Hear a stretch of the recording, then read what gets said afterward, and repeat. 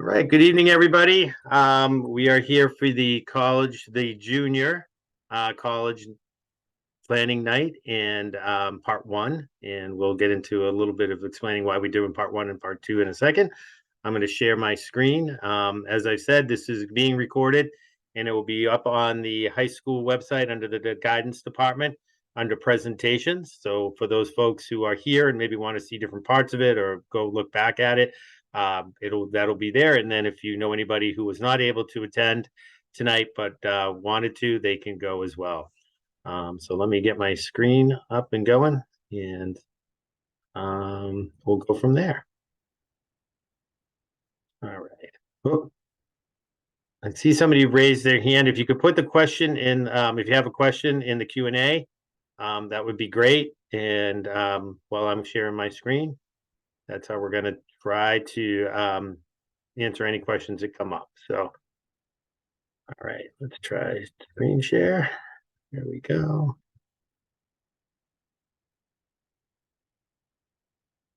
What is going on here? Oh, wrong way. There we go. All right. So again, this is the junior college planning night. This is part one. We've done this as a whole presentation in the past a few years ago, where we did the college search process and then the college application process. And feedback from students and families was, wow, that was a lot. It was like drinking from a fire hose. So we've decided over the last few years to do it a little bit differently. So the fall is the first part of the search process, both it's a college search process, but we also touch upon maybe career, a little bit of career searches, major searches as well. And kind of what you need to be thinking of as a junior in the fall and winter of that junior year around the college search. And then later in the year, we'll do typically in the late winter, early spring, we'll do part two, which is really about the actual application process and what you need to do to apply to college and get your letters of rec and all of those kinds of things. So we try to break it down into two parts so it'll be easier for people to understand and to process. So before we get going, just sort of meeting the guidance department here tonight. We have all our guidance counselors themselves. So we have Miss Jennifer Prue, who works with the last names A through CH, and then anybody that's in the GRIT department. The GRIT program. We have Stephanie Bates, who's works with last name CI to I, and anybody that's in the DHH Reads program. And then Julia Travares, who is the last name J to O, and she also helps out with dual enrollment. Some of our students, especially junior year, begin to take dual enrollment classes through BCC, Wheaton, and a number of other places as well. And then Michaela Sirois, whose last names P to Z, and then students that are in the STEP program. Then we have a new administrative assistant, Ms. Thompson, who's been with us for a long time, has moved on to the central office. So we have Daniel Marchand, who is our administrative assistant. He helps out with Naviance, School Brains, any of those kinds of logins and passwords that you need. And then also some of the things you'll hear about more around the college application process with brag sheets and those kinds of things, getting those materials, also helping out with transcripts and that kind of stuff. And then I'm Vinny Searcy. I'm the Director of Pupil Personnel Services, and as part of that, I oversee the guidance department. So we hope to, maintain communication with parents, especially during this junior, senior year time where it's so important. So both with the students and parents. For the students, we have a high school guidance Google Classroom for every grade, so 9th, 10th, 11th, and 12th. And in there, we'll put in monthly newsletters. These are also going to be emailed through either Parent Square and or through Mr. Dolleman's newsletters. You'll get it in a variety of different ways. There's also college planning information that will be put up in Google Classroom. So things like timelines, reminders to do certain things, those kinds of things, admissions visits. So when we're going to have admissions counselors coming to the school, they will cue them in to say, hey, Stonehill's coming this date. Please sign up if you're interested in attending a visit with the rep. And any information essentially that is important, deadlines around SATs, that kind of information will be up there. And then Ms. Soros will be sending out Instagram notifications as well to both anybody who kind of signs up for that. So a number of our students obviously sign up for that. And again, upcoming events, college fairs, planning, financial aid, webinars, these kinds of nights, that all gets up and put up there as well. Really important, and I think an underused resource that we have, if you go to the Norton High School website and you go to the guidance department, you can find a link to the college planning guide. This is a pretty comprehensive, step-by-step, long document that will take you through every aspect. For those, it has information about the process, but it also has information about financial aid, first generation suggestions and help for kids that are maybe the first generation, stuff about NCAA and sports, scholarships, really nuts and bolts of the whole college planning process. You can use quick links to get to certain areas if you're interested. Oh, I want to figure out how I, do the application process. You can just go down there. It'll take you right to that page using a quick link. So again, I think it's something that, we give you general overviews here, but this really digs into the nuts and bolts of how to apply, things to consider, what to do when you're looking at a college, how to understand the best ways to ask questions. Like literally every aspect of the college planning process is there. So I encourage you to use that. It's pretty user friendly, and again, it's right there on the website. So that being said, we're going to get into this first part, and I'm going to turn it over to Ms. Brew. So Naviance is the platform that we're going to be using. Students should be familiar with the platform. Freshman year, we had introduced Naviance, gotten them onto it, got their login information. They had used it a little bit their freshman year and then also their sophomore year.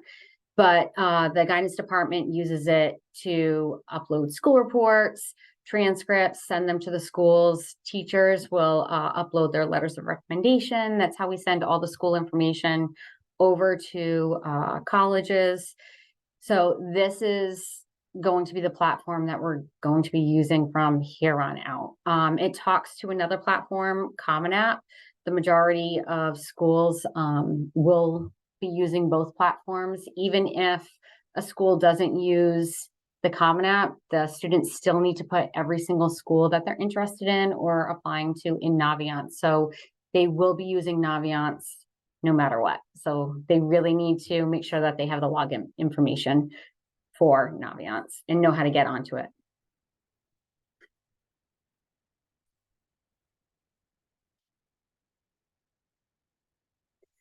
So again, like I said, juniors should already know their login information. We've already used it. If they don't remember how to get on, we can always reset their password. In the past, we used to be able to actually go in and reset their password for them. And I believe when they were freshmen, we were able to do that. We can't do that anymore, but we can send them a link where they can redo their password. Or they can go see Mr. Marchant down in the guidance office, and he can also do that as well. So they have two options there.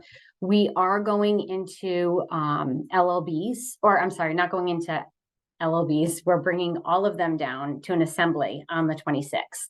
And we're going to be doing a refresher, kind of like this assembly, this presentation in an assembly, going over all the nuts and bolts again, refreshing them about Naviance, the beginning steps of looking for colleges, using Naviance to kind of match up with different colleges and that sort of thing. So that's going to be happening next week. And Naviance did change a little bit from when they first started looking at it their freshman year. So this is the homepage of what it looks like now. And you can see across the top, there's a self-discovery section, careers, colleges, and then a planner. So we're really going to be looking somewhat at the self-discovery and then the colleges section. And students can start searching for colleges. Under colleges, if you go down, you can look through the super match, the college match, and then college lookup. Some students know exactly what colleges they want to go to. they know the name. They're like, this is where I've always wanted to go. They can just go and look. The college match is not very specific. The super match is really where you can hone in on certain specific things. And go to the next slide. That is our favorite tool that they have here. And you can see here across the top, there's a lot of different categories that you can really hone in on what you're looking for. And you can do multiple different searches. You can save the searches and based on location, academics, admissions, and there's a wide variety of different things that you can do and search for. And you can change the different criteria. So if maybe you want to look for one major versus another kind of major, or a different type of location versus another location, and then you can compare them. So like I said, there's a wide variety of different things that you can play with and save and then compare and contrast. So the super match really is the tool that we tend to have the students go to. And to talk about that a little bit more, I'm going to send that to Ms. Bates, who is going to talk about what the result is once you go through all the criteria. Perfect, thank you. So once you've done that super match search, it'll come up with a list of colleges. It'll have like a range of information, kind of basic information you can use to kind of see if you would like to learn more about that college. As you can see on sort of the left-hand side, it says the college's name, where it's located, whether it's a private or a public school. It'll also say if it's 100% match, so it meets all the criteria. And one thing that Naviance tends to do as well is if it's considered a safety school, so like one of the easier schools for your student to get into, it'll actually kick it underneath and be one of the lower colleges. So make sure that you keep scrolling down and searching, so because safeties are always a great thing to apply to as well. It'll talk about your SAT scores, some highlights that they look for in the other application materials that they look for, and a little bit of a cost information. Ms. Bates, could you explain a little bit like how would a student, how does it know that it's a safety school or Yeah. high need school? Like, how do they know that? How does Naviance, what would give the students that information? So Naviance automatically has your student's GPA, and it bases your student's GPA versus the average GPA of the student who gets accepted. And if your student's GPA is fairly higher than the average, it considers it a safety, and it'll kick it below everything else if it's in the same range, and it's considered a match school. So that kind of, yeah, in the same range of that average GPA, it'll be 100% match versus a safety. It would be considered like one tick lower, so like an 87% match. Thank you. And then this is kind of the screen that you'll get once you click and decide, oh, maybe I'm really interested in Bryant, and what does that entail? So this is a really great space to get some very basic information to see if you kind of want to pursue this college a little further. It'll give you things like the net price, the graduation rate, acceptance rate. If you go into the studies tab, it'll list all the majors available, so you can kind of have a little brief overview on what there is there. Student life kind of describes, who commutes there, who lives on campus, the breakdown of things of like in-state student versus out-of-state student. So just a lot of statistics. It also breaks down, how big the class size is. In admissions tab, it's a really great tab. You can see, how many students have traditionally applied to that school in the past through Norton. And it can also give you a sense of how your student would do in the application process. There's a thing called the scattergram, and you can kind of see if your student, there's either green check marks or red X's. Green check marks means that a student was accepted there from Norton. Red X's means that students were denied there from Norton. So if your student is pretty surrounded in those green checks, there's a fairly good shot that your student has a great chance of being accepted into the institution. Also gives cost and how many of the students can get financial aid, and a breakdown of how much financial aid. And then I always say, like, if students really like this kind of basic data, to always go to the school's website later on. They can heart it, as you can see highlighted here. It'll save it under schools I'm interested in, and it'll create a list that you can always look into a little bit later. And your student will have access to this list, as well as their counselors can also see the schools you're interested in, so we can kind of have those conversations too. I just want to say there is a disclaimer around the scattergrams. That's typically how, they're fairly accurate, but they're not always. I always give the example of, we had one year, actually it was my son's graduating year, and Providence College, for example, so many kids fell in that green check mark. But Providence was for whatever reason that year, they had a ton of applications across the country. And so their acceptance, everything went up a little higher. So a number of students from Norton who said, "Oh, I fit right in that range." It didn't quite work out that way. So it gives you an idea, but I don't want people to think, "Oh, if I'm definitely in these green check marks, I'm in." Like, there's no question about it. Schools come and go, that's always something to consider, but it gives you an idea, not definitely. But again, sometimes schools are hot, sometimes schools are cold. Maybe there's schools where we don't really fit that, but for whatever reason that year there's not a lot of applications, so you end up getting accepted there.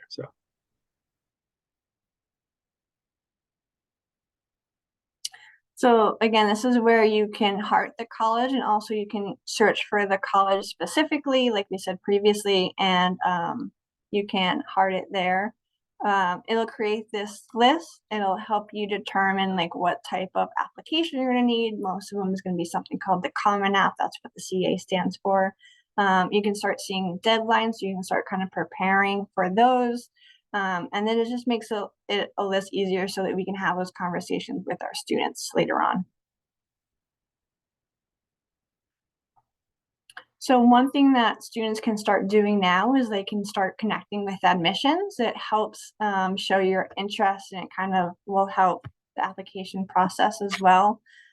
Some colleges on their website will have their online information request form, so you can do it there. They also, every college has a great social media team, so they'll be on all of the platforms, TikTok, Instagram, any type of social media. So you should definitely suggest your student either follow them, comment on it, and like anything that's appropriate. You can email the admissions representative assigned to your area, and you can find that information on the college's admissions website. They'll usually have like a contact section or an admissions counselor section. If you can't find the specific admissions rep to your area through the website, there's usually a general admissions email you can do, and they can provide you the name and the email with who will be reading it. And then there's a lot of admissions events you can do. We just had the college fair a couple of weeks ago. You can do on-campus tours, and you can have some excused absences. We do have a sheet in the guidance lobby that you can fill out, and your absences will be excused for an on-campus tour. And then there's lots of virtual information sessions as well as virtual like college tours.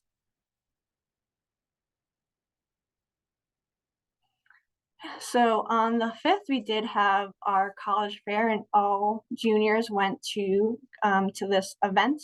I believe we had somewhere around 50 plus representatives there, including the military.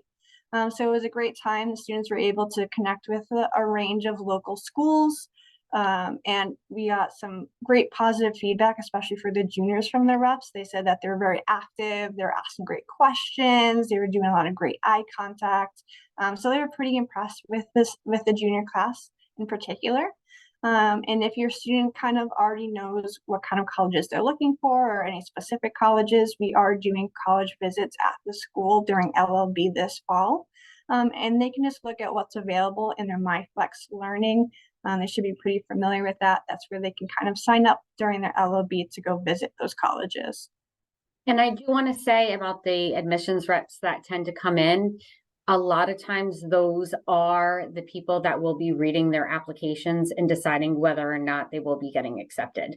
So if a student is interested, let's say Stonehill's coming in next week.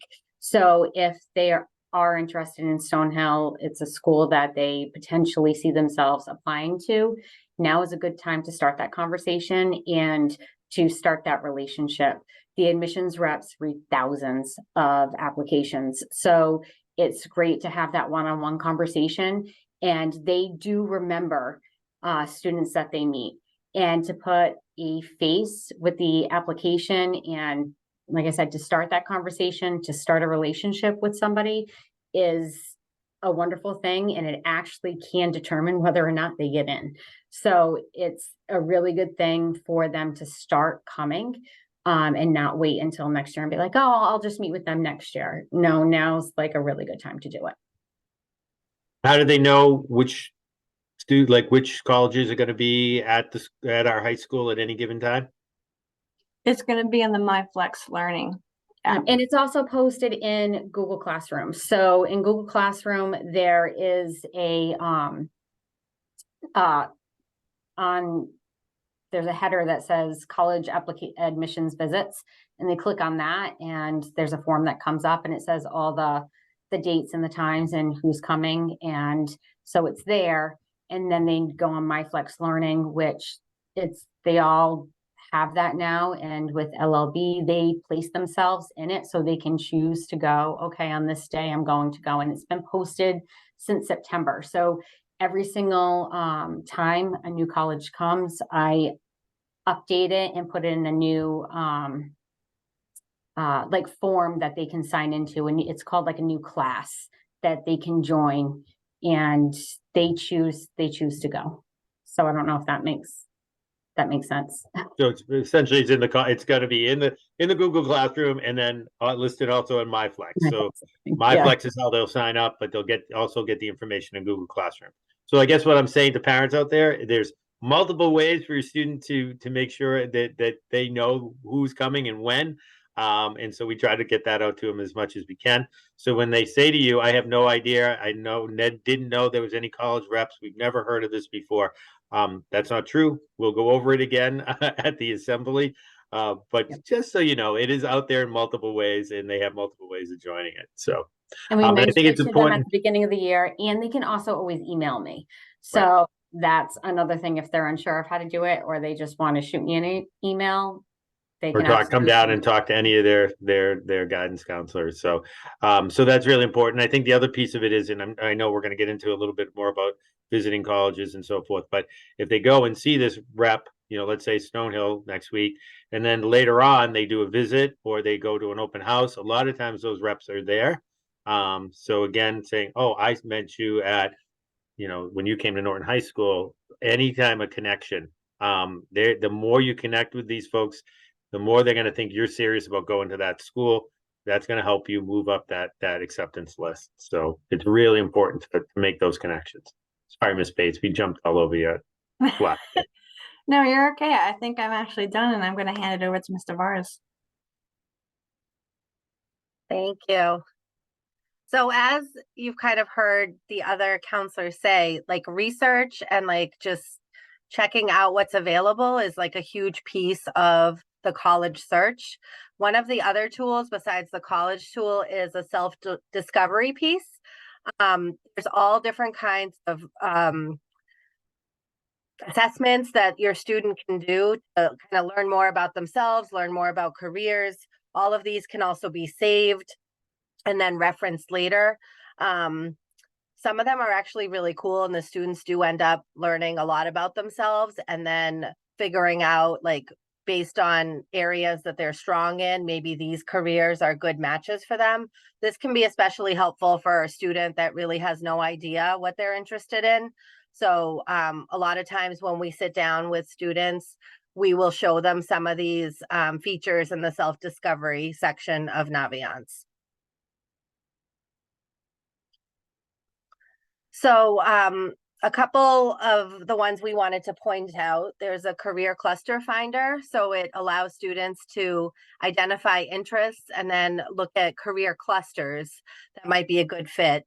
And what's cool with that too is then you can click on those careers and learn more about those careers, especially if it's like, oh, I don't really know what that is. They can a lot of information about all the, for example, the education that you would need in that job. Salary is a big one. A lot of them really like to look at that piece because then they're like, okay, this is a job where I can make a lot of money. And that can vary by location too. So they might find that certain jobs might be paying more in this area versus if you move, you know, to the south or somewhere else, you might be looking at a lower salary. So that's kind of eye-opening for a lot of kids, and that can be really cool. There's also a career interest profile.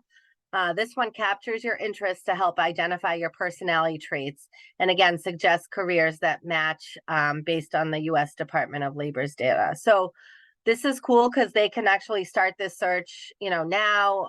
Some of them have maybe played around with this a little bit. Sophomore year too, it saves everything. So then you can go back if you forgot maybe what your results were and start kind of looking at some of those careers piece by piece to help you figure out, you know, some colleges that could potentially offer some of those majors. We also have some school to career services. Some of your students may have already connected with Ms. Kazikis. We call her Ms. K. She works out of the guidance office. She's a great resource for a lot of what's listed here. Career exploration. She can help with resume and cover letter writing, job applications, interview prep, internship placements, job shadows, informational interviews, because a lot of kids are applying for jobs, but they're not really sure how the process works. So they may need help with the actual application, or they'll do like a mock interview because a lot of students, you know, they're used to electronics and doing things online. They may have trouble with like face-to-face conversations. So Ms. K will sit with them and prep them for the interview, which can be really helpful. And a lot of them do end up leaving with at least a draft of a resume, which then, you know, they can add to as they gain more experiences, you know, upon graduation too. So that's how to reach Ms. K. Her email is there. Kids can come down or make appointments with her. She's in the office on Mondays, Tuesdays, and Thursdays. And again, this is absolutely, you know, focused on kind of the college search process, but you know, not everybody is college bound, or they're not sure if they're college bound, and they maybe want to explore the trades, or they want to explore the military, or they want to take a gap year and work. And, you know, or we have students that want to start their own business, for example. You can definitely use Ms. K for some of that, and she can help do some more in-depth career exploration, connect you up with military or job shadows, or have a conversation with somebody that's into trades. She's running a career fair, like those kinds of things. You know, again, not everybody, and we're finding more and more students and families are kind of saying, well, wait, maybe going off to college isn't the right thing for this particular student, and we really want to look at other things like the trades. And we've doing more and more things with some of the unions, and so she can help with some of those conversations as well as the guidance counselors. But just again, maybe everybody's not really college bound right now, so we want to make sure we hit everybody. That's a great point. And I think that's also where the career feature of Naviance can be really helpful, because you don't have to just use it to look at colleges. You can also learn like what some of the trade careers look like.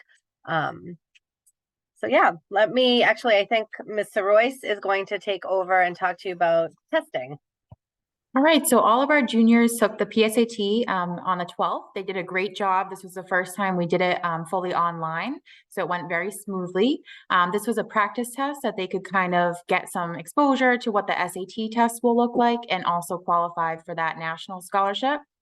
So most juniors will take the SAT or the ACT later on in junior year. Some choose to take it even in the fall of their senior year. You can take it as many times as you'd like. You will have to register for the test on your own by using your College Board account. And if you need a fee waiver, we can absolutely give you one as well. So some upcoming testing dates, we have the SAT and the ACT. Again, you would just log into your College Board account and look for a local school to register with. Something to note is that in the spring, the SAT will be going fully digital as well. So you all had some exposure to that. So that's what it'll look like again in the spring. So test optional, this has been a huge thing since COVID has started. Some students are choosing not to send in their scores. Maybe they're taking the exam, they're not quite too happy with it. It's something to keep in mind on your specific major that you're applying to or your specific college. Sometimes like nursing or engineering will still require it. So it's really important to make sure that you can still actually go as test optional. Schools are going to be looking at you holistically. So they're going to be looking at all of your grades from high school, any leadership roles, the rigor of your courses, any of your extracurriculars.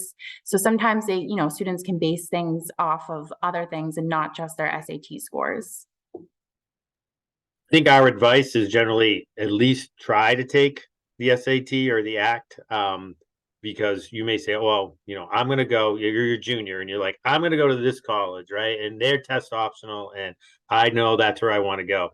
Those things change sometimes, right? You may decide that you're going to do a different major, or maybe you go on a college visit and actually go and see the college and you're like, oh, this actually isn't for me. I don't like it here. And then you want to go to a different college that maybe is not test optional. You decide to go to a different major, as Mr. Ray is saying. So, our advice is at least do one SAT or one ACT, right? And have that there. If you choose not to send your scores, that's fine. But it's harder going the other direction. I haven't taken the SATs and now I want to go someplace that is requiring it. So I think that would be our advice. You can always rescind your scores as well. So if you had turned it in and you hear from the admissions office and they're like, hey, we can accept you if you take these back, like you can always request that. And you can also send your best scores. So if you take it twice and you do better on one section the first time and another section the second time, they'll take your highest scores from both. So some more practice exams you can take through Naviance and Kaplan, and as well as through College Board. So this will be posted and you guys can click on those links for some more practice. And for some parents that might either be viewing this or on here, I know in the past we've actually offered SAT workshops, but now that it's going fully digital, that doesn't really make as much sense. Part of the reason we did the workshop is to sort of give the students the exposure to the exam and give them an opportunity to practice and then go through the scoring. The way now that it's moving to digital, we're not going to have those options. They're basically saying, here, we're offering it through Kaplan, we're offering it through Naviance. And so that you can go on. And in some ways, it doesn't have to be that Saturday morning from 8 to 12, in the middle of February on a snowy day. You guys can decide on your own, okay, so I'm going to set aside these 3 hours and I'm going to go through this practice and get all that kind of support that way. So again, for those who say, wait, you guys used to offer, a workshop.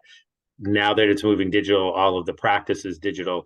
It can be done when it works for each student and family. So. And lastly, some next steps and some student responsibilities. So continuing for fall and looking ahead to winter, just building your college lists and doing your research. Again, taking those campus tours, even some virtual tours that you can find on the college's website. Thinking about when you're going to be planning to take that SAT or the ACT, and then continuing to earn your community service hours. This class will need 40 hours to graduate. You can always come grab those forms in the guidance office and turn them in as you go. And then looking ahead to spring and the summer, adding the schools to the colleges that you're thinking about tab, thinking about letters of recommendation. So we'll go more into that in the spring, again, in our next presentation, but thinking about some of those teachers that you have a good relationship with. And then you will begin to work on your college essay. Your English teachers will also be helping you out with that. And then the brag sheet is something you can also start filling out before we come back in the fall. And then talking to your family about your plans and budget and things like that. Okay, before we get to questions, just a couple of things I thought we should highlight. If you haven't already started going to colleges and visiting them, we really stress that you start doing that right now. If you're at that early stage, you're like, I don't even know which colleges to go to. I don't really know. You can use some of the exploratory tools, but also go and just see different types of campuses. It's one of the advantages of being in New England is that you can go to city campuses, you can go to small rural campuses, you can go to a variety of settings. So even if you're not sure you can get into it, like I dragged my son to Northeastern so he could see a city campus. I knew he had no chance of actually getting into Northeastern, but at least he got a feel for what that kind of looks like. So I think, you know, doing that kind of work, and a lot of folks think, okay, I have to do everything for the colleges. Well, right now you're in a good place in that there's a lot of colleges competing for a fewer number of kids. So think about that and go and really ask questions, get into the specifics if you want. Make sure you get on websites, make sure you click around for those colleges you are interested in. You know, make sure that you sign up in for their social media and so forth. They're tracking all that. They're trying to figure out who out of the kids that we're going to offer acceptance, who's actually going to come here, right? Because if I think Miss Royce is kind of interested, but Miss Bates is really interested because she keeps coming here, and I'm stuck between the two of them. I'm probably going to offer it to Miss Bates because I think I have a better chance of her coming. So if you're really interested in a school, make sure that you get in, you do the visits, you do the open houses, and start that process even now as juniors, because the more contact you have, and believe us, they track that. That's really important. We're also beginning with the new LLB, something you'll hear. They got MyCap Mondays. We're doing a lot of work around career exploration, understanding how to write a resume, some of those soft interview skills, all of those kind of college and career free skills. That's stuff that they're going to be working on during LLBs. So that being said, as we said in the fall, we'll be announcing probably in December or so when our next part of this is. And at that point, we'll really get into the specifics around the application process. So if you have any questions that right now, please utilize the Q&A, and we'd be happy to answer them. If you're not sure if you have any questions and you come up with some later on, please feel free to reach out to your students' guidance counselors. We're happy to have a conversation about the process, about career exploration, about college exploration and search. Any of those questions, please reach out, email, set up an appointment, give us a call. We'd be happy to do that. So I'll give a few more seconds. Anything that I missed from our panel that we should be maybe covering while we wait to see if there's any Q&A? No. All right. Well, not seeing any questions in the Q&A. I'm going to let everybody go. Thank you for coming. If you, again, want to sort of revisit this will be up on the website. It usually takes about 48 hours for it to get up there. But in the meantime, again, if you have any questions or any concerns, please reach out to your guidance counselor. And with that, I'll say good night and a big thank you to the guidance counselors for taking time out this evening. And otherwise, everybody have a good night.